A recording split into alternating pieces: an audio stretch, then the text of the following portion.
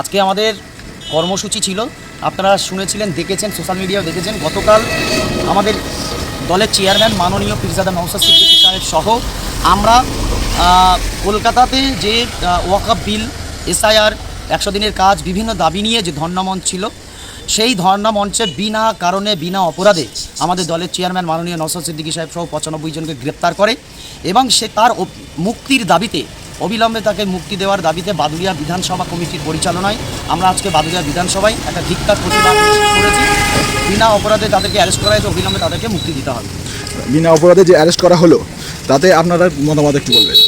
দেখুন, এখানে যদি আগামী দিন যে অবস্থায় যাচ্ছে, আজকে বিরোধীরা যখন আন্দোলন করছে, আপনারা দেখতে পাচ্ছেন বিজেপি যখন আন্দোলন করছে, তখন দিদিমণি কিছু বলছেন না, তাদের পুলিশের অত্যাচার করছে, তারপরে বিভিন্ন সরকারি দপ্তরগুলোতে অত্যাচার করছে। কিন্তু আমার দলের চেয়ারম্যান নওশাদ সিদ্দিকী স্যার ভাইজান, তিনি পুলিশকে সম্মান দেখিয়ে, তাদেরকে সম্মান